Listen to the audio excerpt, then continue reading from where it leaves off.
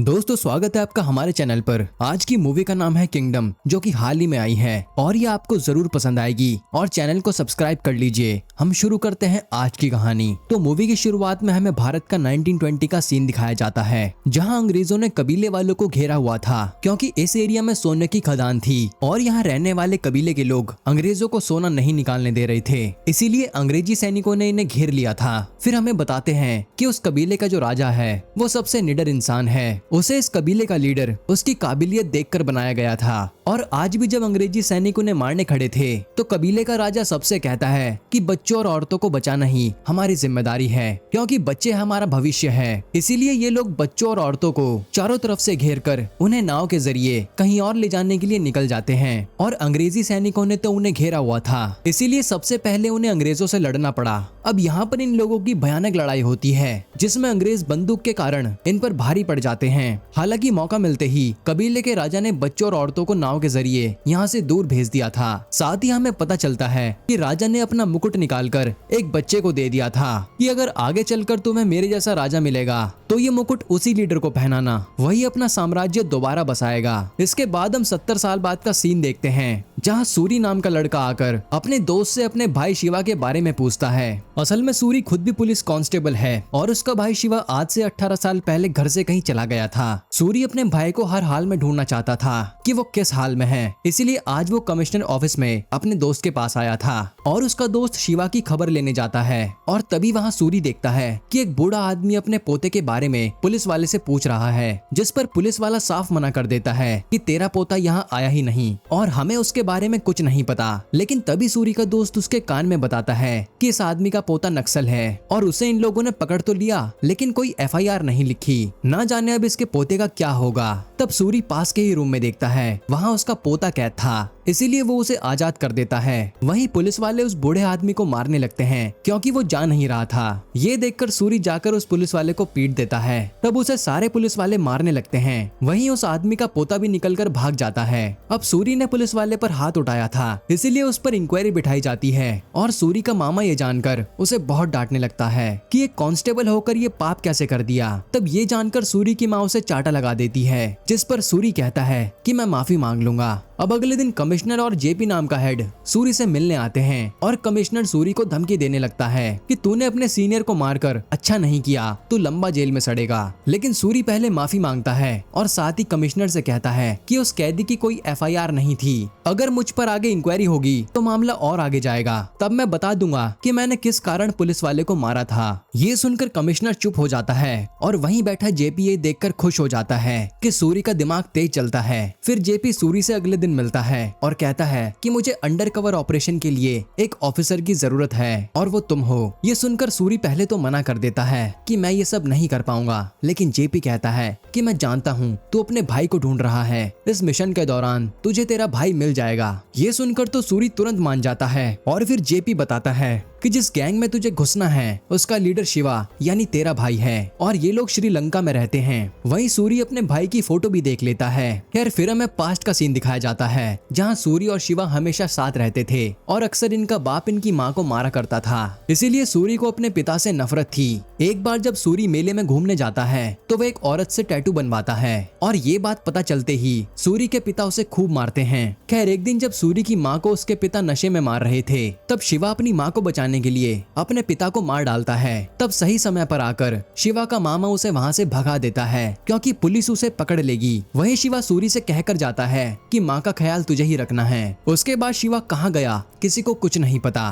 खैर JP आज home minister और बाकी साथियों को बताता है कि हमारे देश पर खतरा मंडरा रहा है। श्रीलंका में उड़ियप्पन और उसका बेटा मुरुगन एक कार्टेल चलाते हैं जिसमें कई सारे मेंबर हैं और जल्दी इनके पास हांगकांग से वेपन आने वाले हैं। जो इंडिया आ गए तो हमारे नेताओं पर खतरा बढ़ जाएगा और इन वेपन्स को समुद्र से जमीन पर लाने की जिम्मेदारी कुछ ट्राइबल लोगों ने ली है। असल में 1920 में अंग्रेजी हमले के बाद बचे कुचे लोग नाव में बैठकर श्रीलंका पहुंच गए थे। आजादी के बाद उन लोगों ने इंडिया आने की कोशिश की पर सरकार ने उन्हें रहने की परमिशन नहीं दी, तो अब वो लोग श्रीलंका में ही रहते हैं। पर वहाँ उन पर अत्याचार हुआ तो उड़ियप्पन ने उन्हें कार्टेल के लिए स्मगलिंग करने का ऑफर दिया, जिसके बाद वो लोग इसी के जरिए अपना पेट भरते हैं और आजकल इस गैंग को शिवा लीड कर रहा है, जिसके पीछे हम सूरी को भेज रहे हैं। वहीं हम सूरी को देखते हैं जिसकी जेपी ने ट्रेनिंग शुरू करवा दी थी।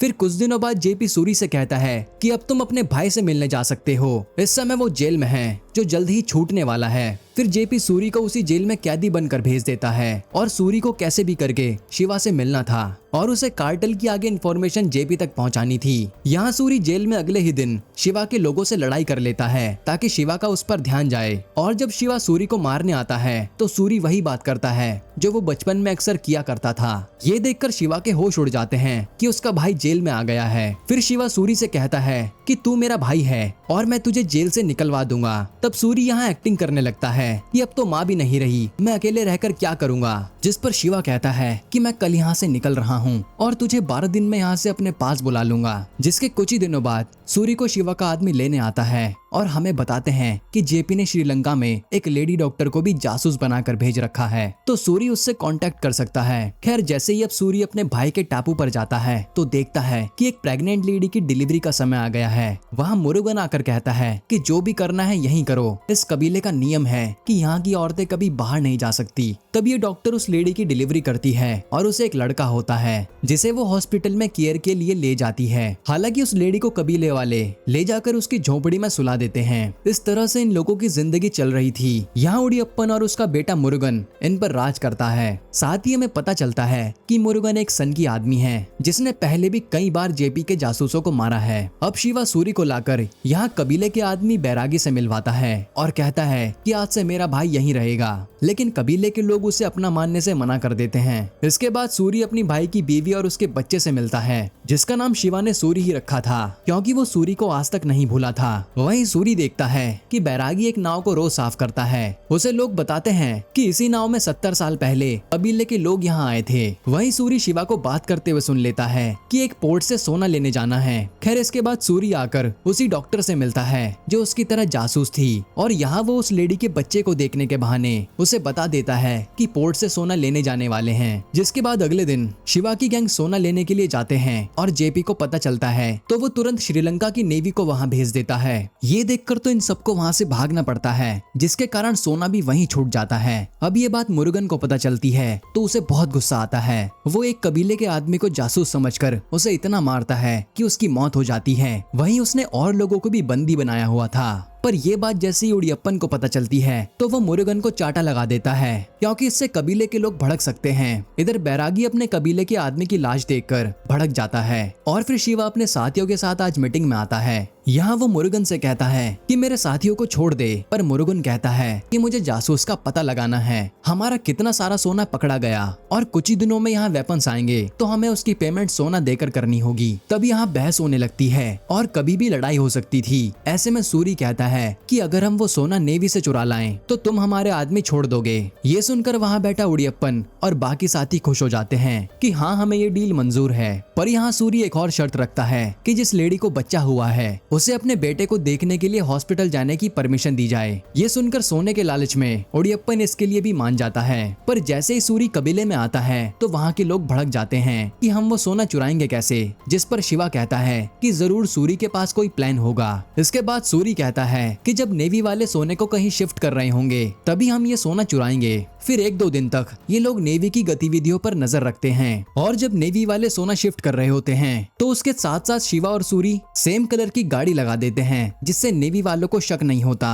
वहीं मौका मिलते ही कबीले के लोग उन पर हमला कर देते हैं और शिवा और सूरी सोने से भरा बॉक्स लेकर वहाँ से निकल लेते हैं। इस तरह से ये लोग सोने को चुरा लेते हैं। पर जब ये लोग सोने लेकर कार्टेल के पास जा रहे थे तो रास्ते में आर्मी ने नाकाबंदी की हुई थी। जिस पर शिवा अपने आदमियों से कहता है कि तुम सब निकल लो, हमें सोना छोड़कर यहाँ से जाना होगा। ये सुनकर सारे साथी निकल लेते हैं पर सूरी नहीं जाता। जिस पर शिवा कहता है कि हमें सोना पार कराना ही होगा। ये सुनकर सूरी ट्रक तेजी से लेकर आने लगता है और आर्मी वाले फायरिंग शुरू कर देते हैं। तब यहाँ शिवा फंस जाता है और सूरी आर्मी वालों से लड़ने लगता है। जिस पर उसे याद आता है कि जेपी ने कहा था कि कभी भी आर्मी में फंस जाओ तो एक नंबर पर कॉल करके व्हाइट सरेंडर कह देना। यहाँ सूरी आर्मी के फोन से ही फोन करके कोड बताता है और तुरंत आर्मी फायरिंग रोक देती है। ये देखकर शिवा हैरान था कि ये क्या हुआ।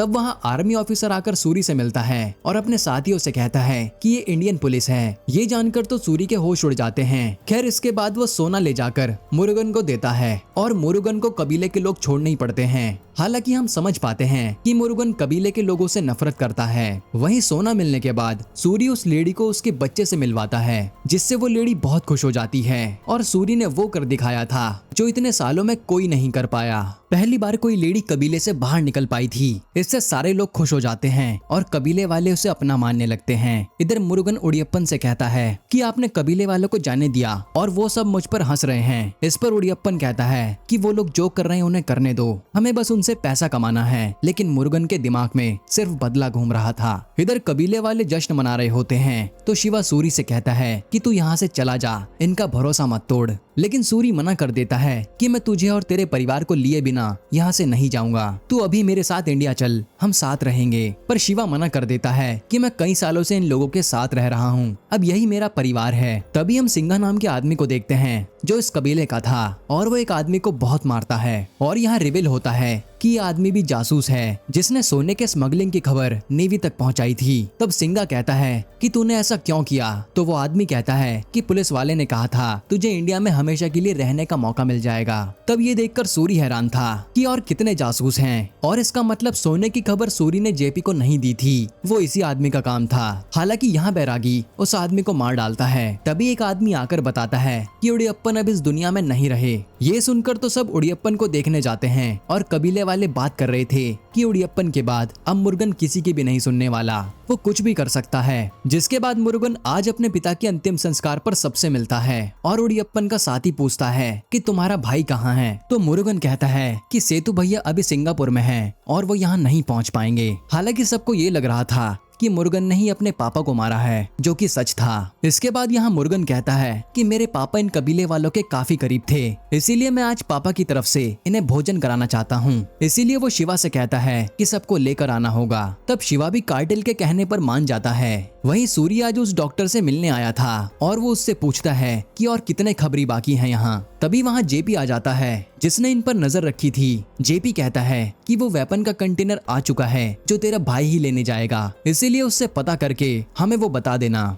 वरना मैं कबीले में खबर पहुंचा दूंगा कि शिवा भी पुलिस का खबरी है और वो लोग उसे मार डालेंगे। इसके बाद सूरी यहाँ से सीधा शिवा के पास जाता है और कहता है कि हम इंडिया चलते हैं, बस मुझे ये बता दे कि जो कंटेनर तू लेने जा रहा है उसका नंबर क्या है। जिस पर शिवा साफ मना कर देता है कि मैं कहीं नहीं जाने वाला और गुस्से में सूरी को नंबर भी बता देता है कि मुझे रोक सके तो रोक ले। तब शिवा को रोकने के लिए सूरी कहता है कि कम से कम हमारी माँ से मिलने तो चल। जो सुनकर शिवा चौंक जाता है क्योंकि उसे तो यही लग रहा था कि उसकी माँ भी इस दुनिया में नहीं है, इसीलिए वो सूरी को सुनकर चल देता है। वहीं हम जेपी को किसी से बात करते हुए देखते हैं। तब हमें उसका मास्टर प्लान पता चलता है। असल में जेपी ने जानबूझकर कई जासूसों को कबीले में भेजा था और वो खुद ही उनका पता बताकर उन्हें आपस में लड़वा देता था ताकि ये लोग लड़कर खुद मर जाएं। खैर अब रात को सारे कबीले के लोग मुरुगन के घर पर भोज पर आते हैं। तो मुरुगन यहाँ सबको काफी अच्छे से खाना खिलाता है और शराब भी पीने को देता है। फिर मुरुगन कार्टेल के लोगों से आकर बताता है कि मेरे साथी ने बताया है कि सूर्य या शिवा में से कोई पुलिस का खबरी है और असल में जेपी का खबरी वही मुरुगन का आदमी था